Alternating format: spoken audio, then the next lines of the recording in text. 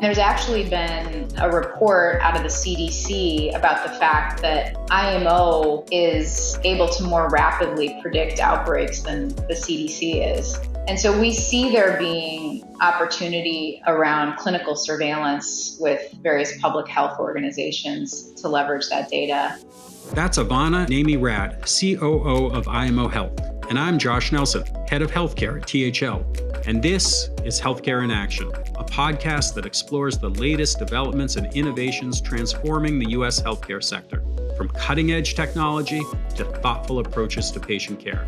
I'm joined today by my colleague Jon Lange, who is going to lead us in a conversation about IMO Health, a clinical terminology software company, and how it is using the latest technology and AI to unlock the power of data in clinical records, and in the process, improving efficiency, cost, and outcomes across the U.S. healthcare system. Jon, take it away. Thanks, Josh. Having accurate healthcare data is essential to the U.S. healthcare system. Diagnosis and procedure data is needed to provide high-quality care to patients. Claims data is needed to allow for reimbursement. And providers, payors, and patients are increasingly leveraging data to drive lower cost, better experience, and better outcomes. I recently had the chance to speak with Ivana Naeymi-Rad, the Chief Operating Officer of IMO Health, an HCIT company that plays a crucial role in the healthcare data ecosystem and has been at the forefront of improving data quality for health systems across the U.S. IMO Health was founded in 1994 when the founders saw the need for a common language to enable providers and payers to communicate with each other more efficiently. IMO's core offering includes a dictionary of clinical terminology, which is the standard used by most providers and EMRs in the U.S. It allows providers to document diagnoses and procedures using colloquial medical language without worrying about reimbursement codes, and it frees up providers to do what they do best so that they can focus less on administrative tasks and more on patient care. Recently, the company has been making a big push into data intelligence and analytics. Years of data from their terminology product has given them a unique glimpse into what providers are reporting and where. That data is in turn being interpreted via AI to provide better insights to clinicians. As the COO of IMO Health, Ivana has been at the forefront of leveraging data and AI to drive the healthcare system forward. Ivana has also been a thought leader in healthcare IT and a champion for building culture and driving diversity in tech. I spoke with Ivana about IMO Health, its mission to improve patient care, and the company's more recent focus on leveraging AI to drive greater efficiency and better outcomes. So let's get into it. Ivana, thank you so much for joining us today. Of course. Thank you for having me. First, for those who aren't familiar with IMO Health, would you mind just telling us a bit about the company? Sure. So IMO Health has been around now for 3 decades. So this is actually our 30th year of being in business.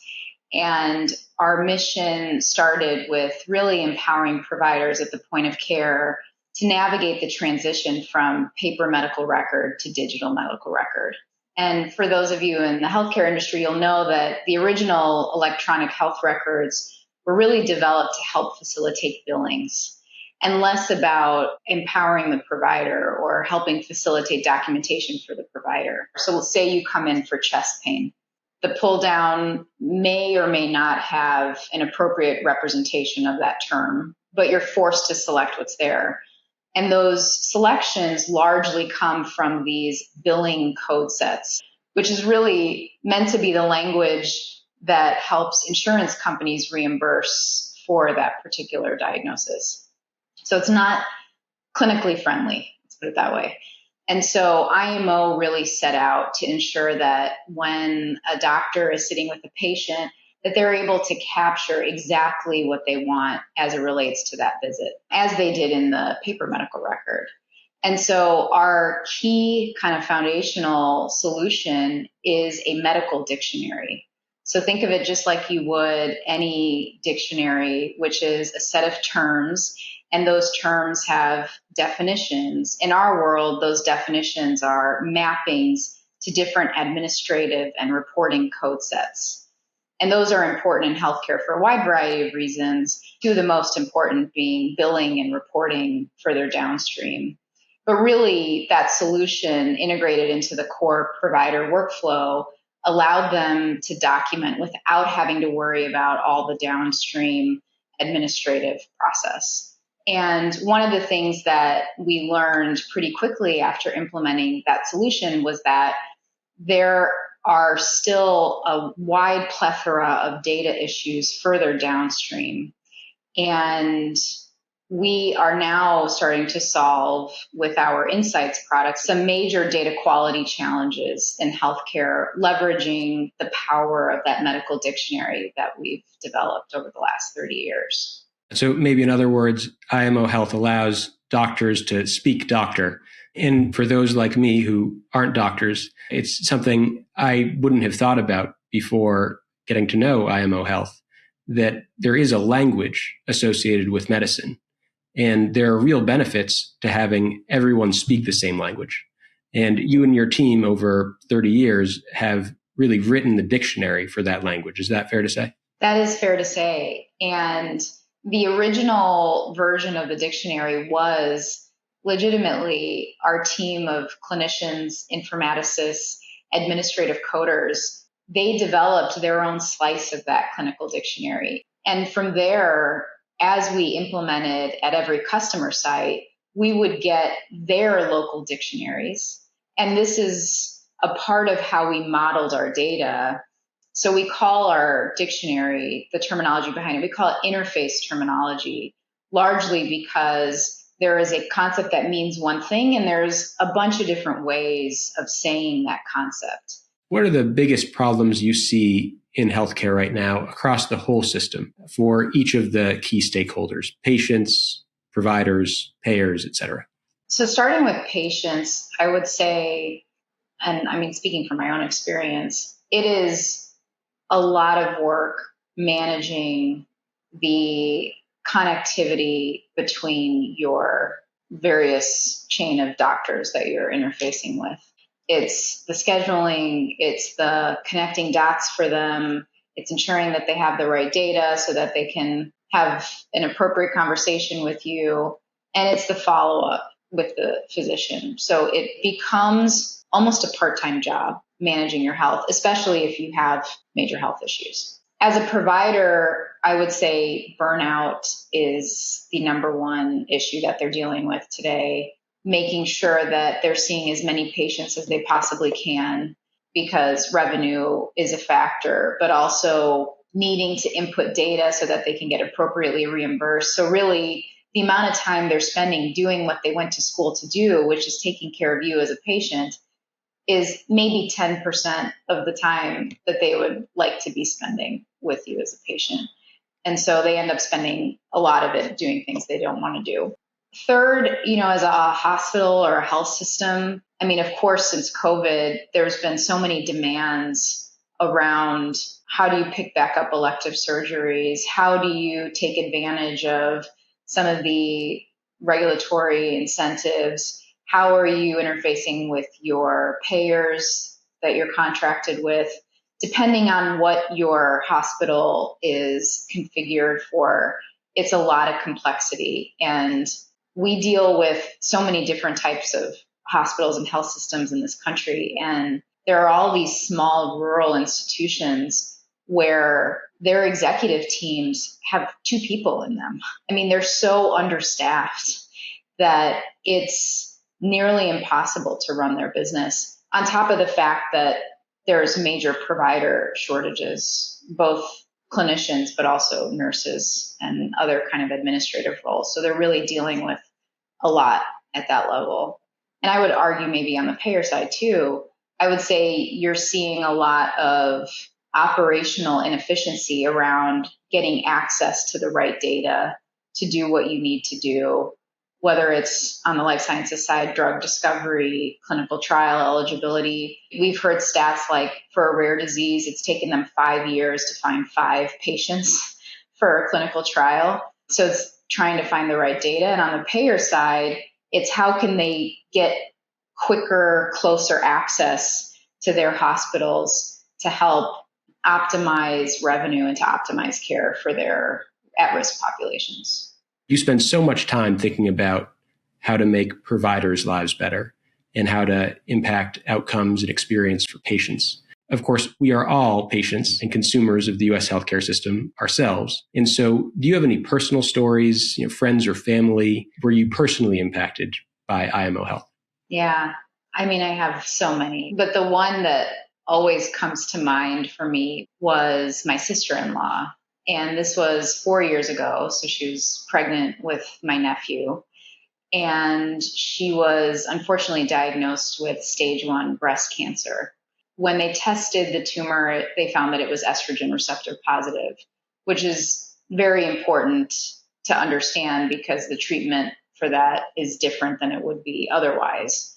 And of course, just like all of us, but especially in that situation, she had a massive care team. Obviously, her oncologist, her obstetrician because she was pregnant, her family medicine doctor, she had a dermatologist, ophthalmologist, and she went to her dermatologist for a skin issue.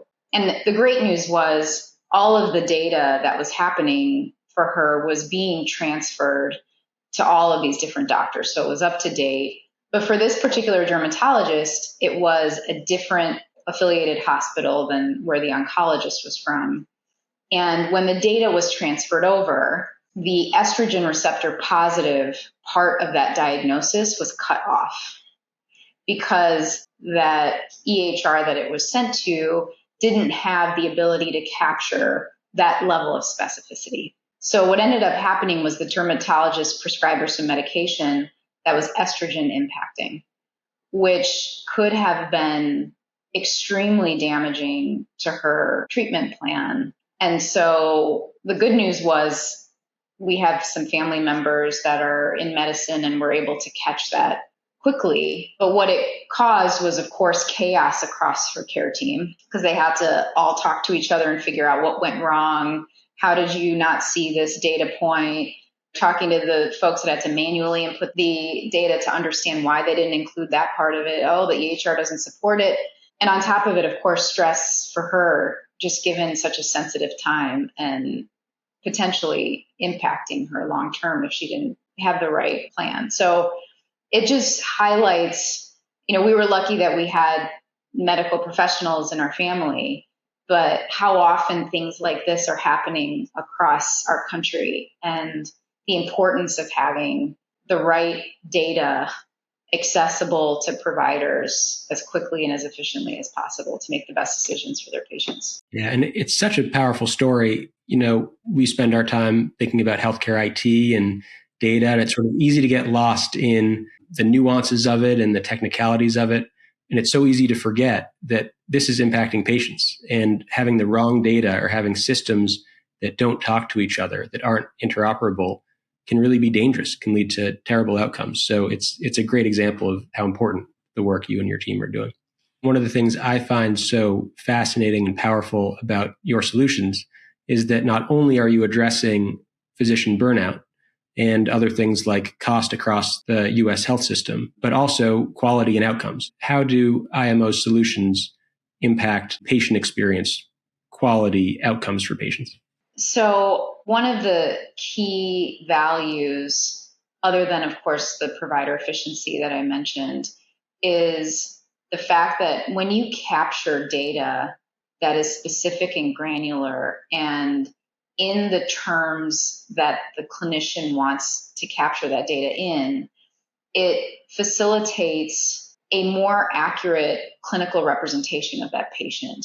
Everyone has more than one provider that they're working with. And so when you're sharing data across your care team, you want to ensure that they're all speaking the same language and that they're able to see that this patient has this particular complication on top of this chronic disease versus just knowing that they have this chronic disease without that extra layer of identification or specification. So the outcomes are that much better because the appropriate diagnoses, the appropriate representation of that patient is captured at the point of care. So that's at the provider care team level.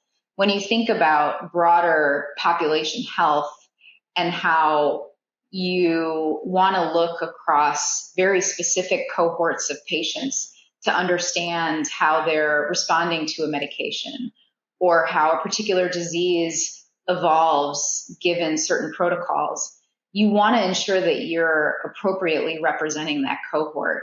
And the best way to do that is leveraging the language that the doctor actually intended, so that you know that that patient is exactly the type of patient that you're looking for. Of course, there's financial outcomes that are improved through IMO as well, because the more specific and granular a diagnosis or a procedure is leveraged, the better the reimbursement will be as well. But of course, patient health and safety outcomes are much more important to us as an organization.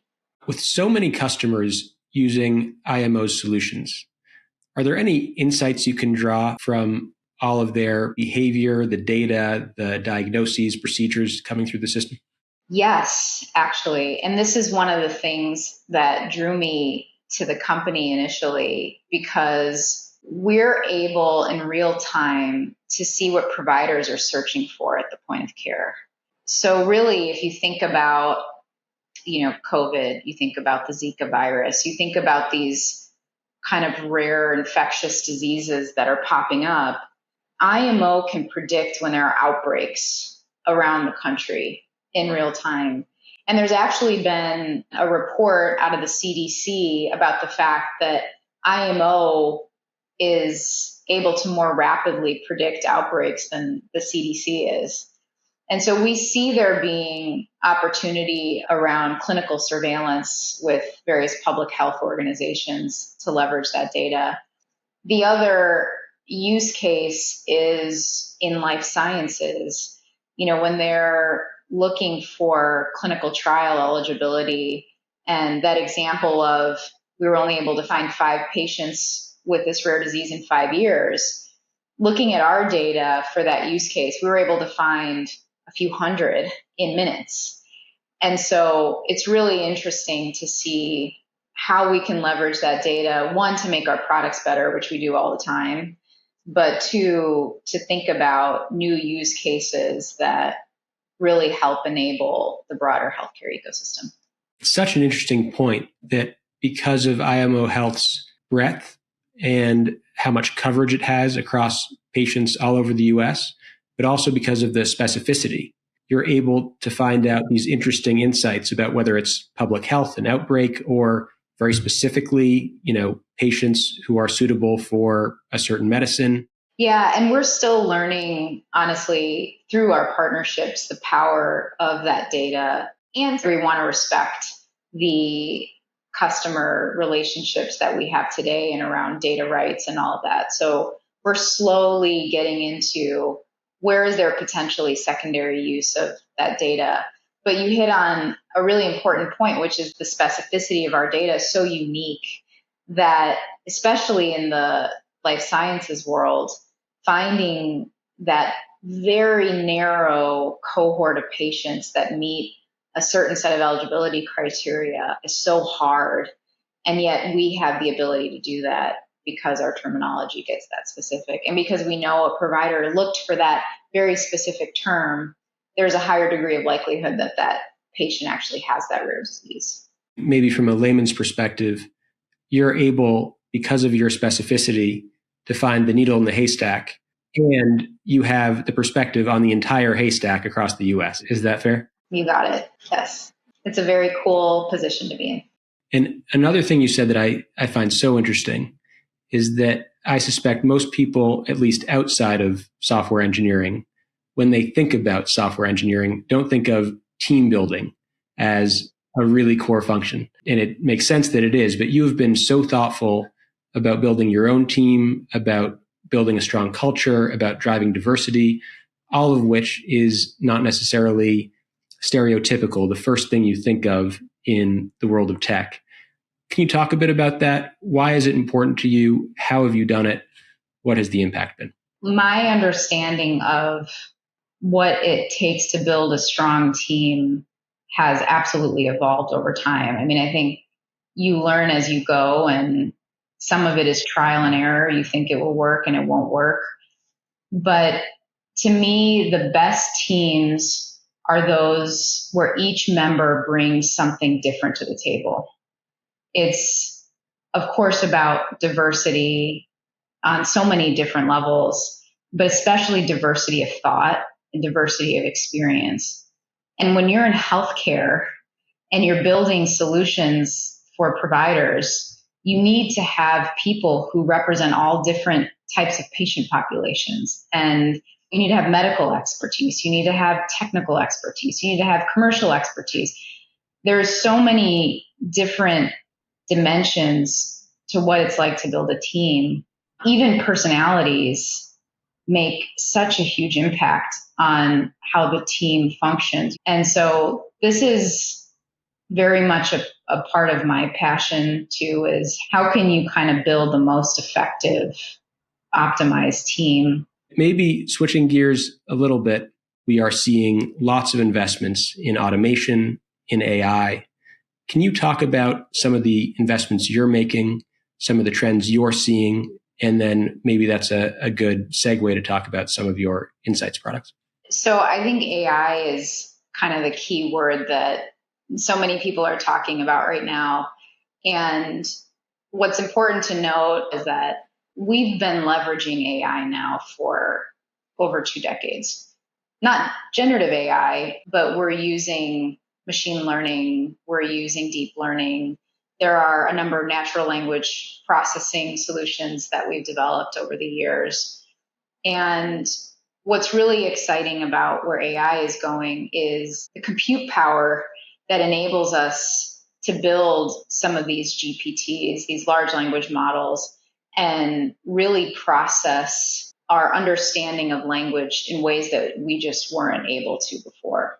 In healthcare, and probably like some of the other kind of high risk industries, you can't return a response that isn't nearly 100% accurate. The quality is first and foremost the most important thing that's needed with any of our products.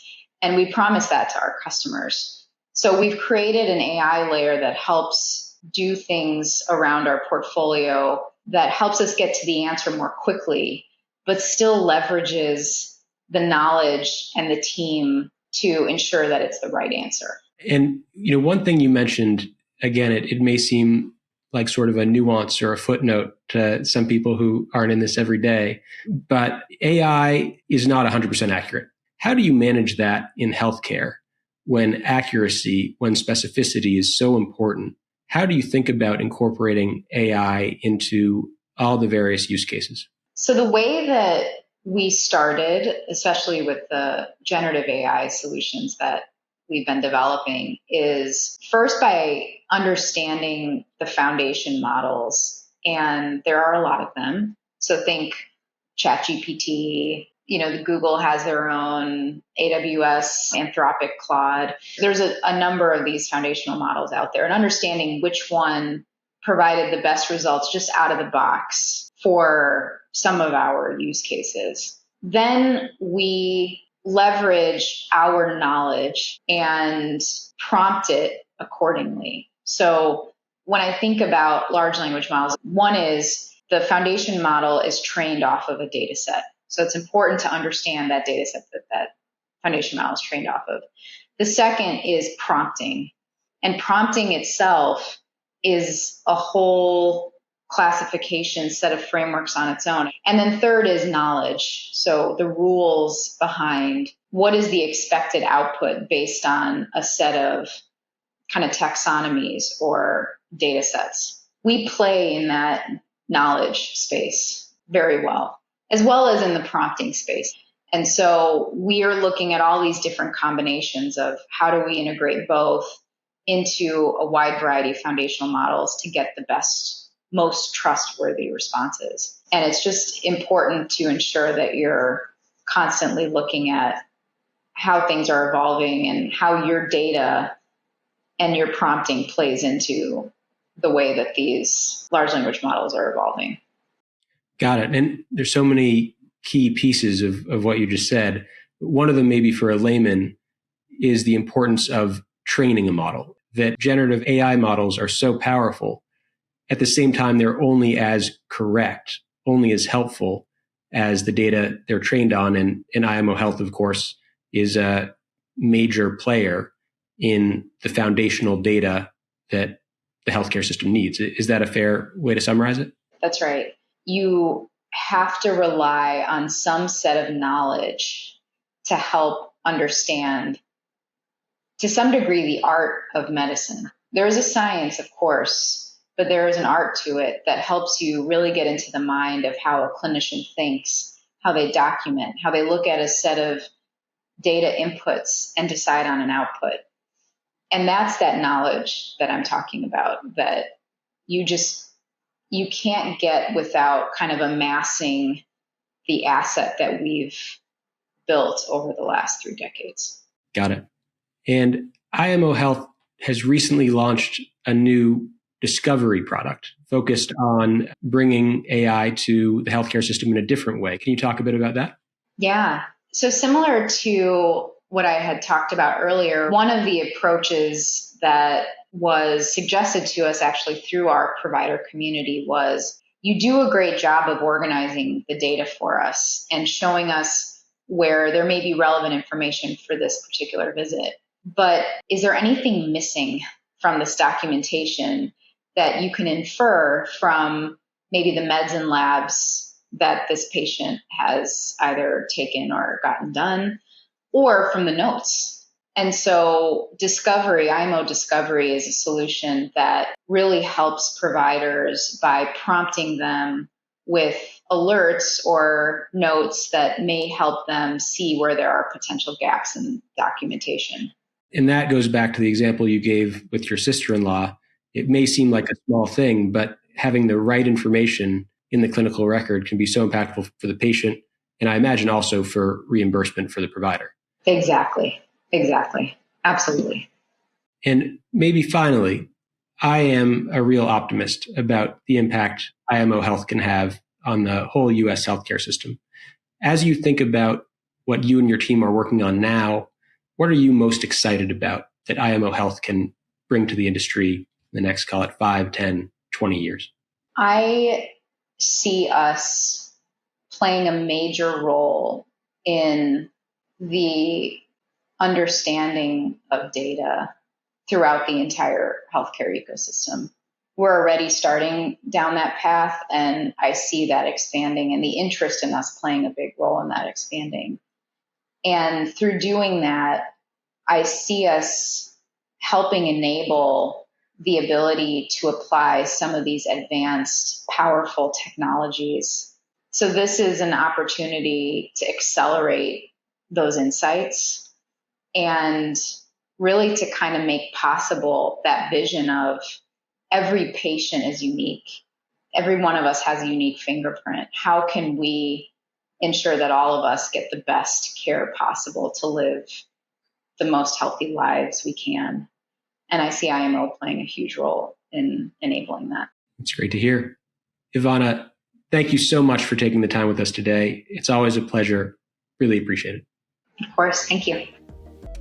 Thank you for listening to Healthcare in Action, brought to you by THL. To help Healthcare in Action reach more listeners like you, either share this episode with a colleague, subscribe to the show, or rate and review us on Apple Podcasts. For more information on THL's healthcare franchise, visit thl.com/verticals/healthcare.